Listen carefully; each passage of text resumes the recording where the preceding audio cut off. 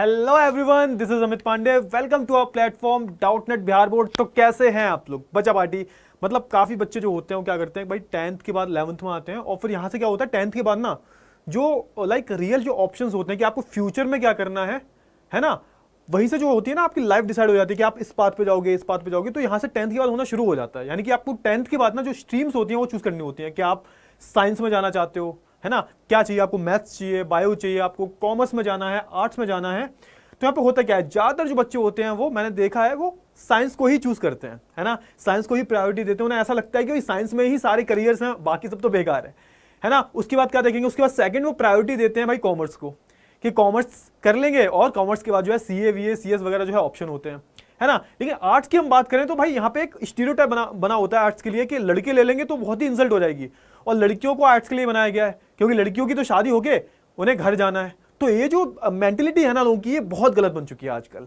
है ना। तो आज मैं क्या लाया हूं आपके लिए, जो जिन बच्चों को, चाहे वो लड़का हो चाहे वो लड़की हो, जिन बच्चों को आर्ट्स में जाना है ना और आर्ट्स में कुछ नाम कमाना है अपना, उसके लिए जो है ये मैं वीडियो लेके आया हूं। तो स्टार्टिंग से लेके एंड तक जो आपको इस वीडियो को देखना है, क्योंकि आप 11th में आओगे एंड देन आपको क्या करना होगा, अपने आपकी जो स्ट्रीम्स है उसे चूज करना पड़ेगा। फॉर एग्जांपल अगर आप साइंस लेते हो तो आपको क्या करना है, मैथ्स लेते हो, साइंस लेते हो, बायो लेते हो तो डॉक्टर बनना है, साइंस लेते हो तो इंजीनियर बनना है। तो यहाँ से आपकी जो लाइन्स है ना वो डिसाइड हो जाती हैं, है ना। तो ऐसे ही मैं बात करूँ आर्ट्स में, आर्ट्स में बहुत सारी चीज़ें आती हैं, हिस्ट्री आ जाती है, ज्योग्राफी आ जाती है ना, और बहुत सारी जो चीज़ें हैं वो आ जाती है, इकोनॉमिक्स आ जाती है।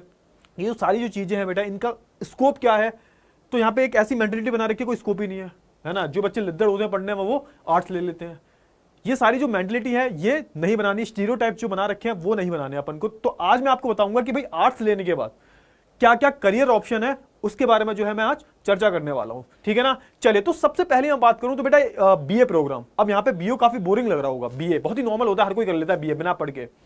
तो बेटा मैं उस बीए की बात नहीं कर रहा, मैं अच्छी बीए की बात करूं, बीए प्रोग्राम जो होते हैं, बीए ऑनर्स जो होता है, मैं उसकी बात कर रहा हूं, जहां पे एक कोई आप स्पेशलाइज सब्जेक्ट में जो है क्या करते हो, बीए करते हो। बीए भी दो तरीके की होती है यहाँ पे बीए, एक तो बीए प्रोग्राम होता है जिसमें पूरा जो इंटीग्रेटेड कोर्स होता है वो होता है, इसमें सब चीजें जो है पढ़ाई जाती है, और एक होता है बीए ऑनर्स, इसमें एक स्पेशलाइज सब्जेक्ट होता है, जैसे आप हिस्ट्री में करना चाहते हो, ज्योग्राफी में करना चाहते हो, इकोनॉमिक्स में करना चाहते हो, बहुत अच्छी चीजें होती हैं। अच्छा, बीए करने के बाद सर कहोगे कि सर ऑप्शन क्या है, बीए करने के बाद कोई स्कोप है या नहीं है। तो भाई बहुत सारे जो बच्चे बोलते रहते हैं कि सर मेरे को आईएएस बनना है, आईपीएस बनना है, यानी कि यूपीएससी की तैयारी करनी है। तो उसके लिए बेटा ये जो प्रोग्राम है बेस्ट है।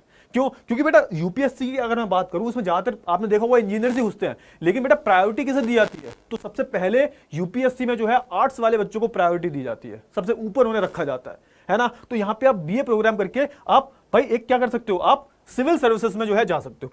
किस में जा सकते हो आप सिविल सर्विसेज में जो है जा सकते हो, सिविल सर्विसेज में आप जा सकते हो। आईएएस बनो भाई, कुछ भी कर सकते हो आप, आईएएस आईपीएस वगैरह, यूपीएससी का एग्जाम होता है ना। इसके अलावा जो पीसीएस का हो गया, पीसीएस का जो कौन से एग्जाम होते हैं, पीसीएस के एग्जाम होते हैं ना जो स्टेट करवाती है, उसमें आप जा सकते हो भाई।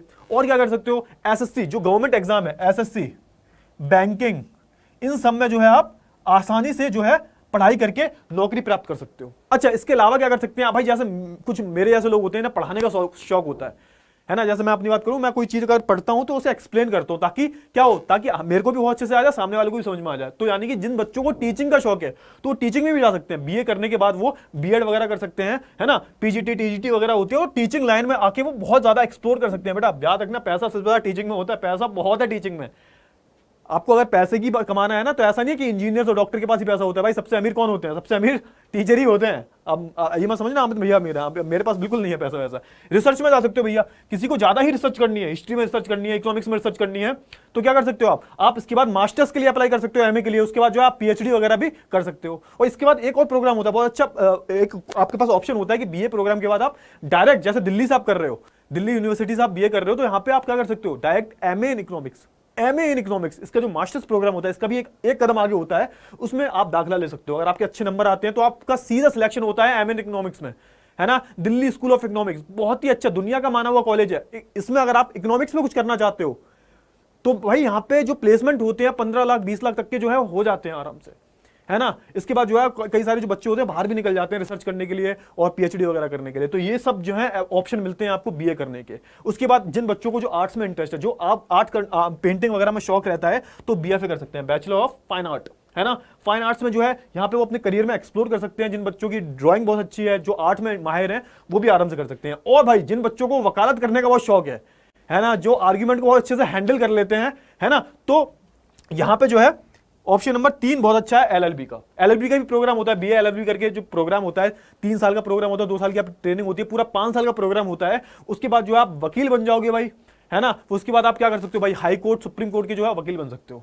भैया इनके पास तो बहुत ज्यादा ताकत होती है, अब चलते फिरते क्या होते हैं, बेयर एक्ट होते हैं भाई, है ना। जिन लोगों को कानून की नॉलेज है भाई, उनसे कौन क्या ही लड़ेगा, क्योंकि हमारा देश कैसा है, लोकतांत्रिक देश है।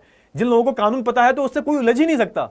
तभी आपने देखा होगा जो वकील वगैरह होते हैं ना, उनसे बहुत कम जो लोग हैं ना वो माथापच्ची करते हैं भाई, भाई दूर रहो इनसे, वकील लावे हैं तो झाड़ देंगे, है ना। चलिए, तो ये 3 ऑप्शन हो गए। और क्या क्या है भाई यहाँ पे, बहुत सारे, एक बहुत ही अच्छा ऑप्शन होता है होटल मैनेजमेंट का। लोग कहते हैं भाई होटल मैनेजमेंट में साफ सफाई करनी पड़ती है, तो ये बिल्कुल गलत है बेटा। होटल मैनेजमेंट में भी बहुत सारे अच्छे अच्छे कॉलेजेस होते हैं, जैसे इंजीनियरिंग के कॉलेजेस होते हैं ना, आईआईटी वगैरह, वैसे ही इनका एक कॉलेज है आईएचएम, है ना, Indian hotel management, Indian institute of hotel management, है ना। ये जो कॉलेज है बहुत अच्छा कॉलेज है। किसके लिए होता है ये होटल मैनेजमेंट के लिए होता है। होटल्स में बहुत बड़े बड़े होटल्स होते हैं ना, 5 स्टार 7 स्टार होते हैं, इन्हें मैनेज करने के लिए पूरा पूरा डिपार्टमेंट होता है। उसके लिए जो है कोर्स होता है, वो बहुत ही अच्छी, यहाँ पे आपकी पूरी पर्सनैलिटी डेवलप करवाई जाती है ना। मेरा एक फ्रेंड है, वो भी एचएम में था, वो बहुत अच्छा कर रहा है, वो एक मैनेजर की पोस्ट पे है, वो किसी 7 स्टार होटल में मुंबई में। तो आप ये जो ऑप्शन है ये भी एक्सप्लोर कर सकते हो, बहुत अच्छा ऑप्शन है ये, है ना। इसका एग्जाम होता है, सेपरेट एग्जाम होता है। अगर बीए की बात करूं तो इसके लिए सीयूईटी वगैरह, है ना, जो भी एग्जाम वगैरह होते हैं, सीयूईटी से भी आप इसमें जो है दाखिला ले सकते हैं, है ना। बीएफए के लिए भी, एलएलबी के लिए भी, समझ में आ गया। एलएलबी के लिए ड्यू का तो अलग एग्जाम होता है, वो भी आप दे सकते हो। समझ में आ गया। चलिए, और क्या क्या कर सकते हो भाई, सबसे अच्छी चीज क्या है यहाँ पे, बीबीए।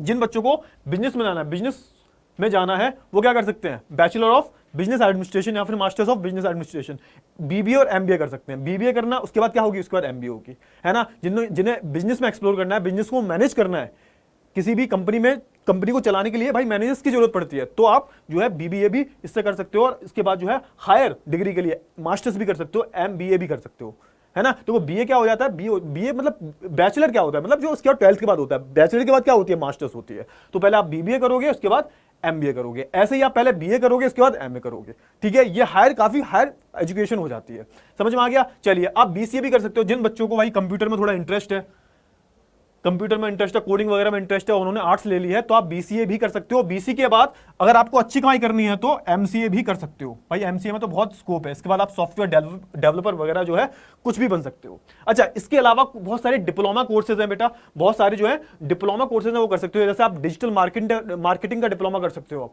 है ना। आप डेटा एनालिस्ट का डिप्लोमा कर सकते हो। तमाम जो है डिप्लोमा कोर्स कर सकते हो, जिससे आप जो है अपनी स्किल्स को जो है एनहेंस कर सकते हो। तो इतने सारे ऑप्शन भाई, कौन कहता है ऑप्शन नहीं होता।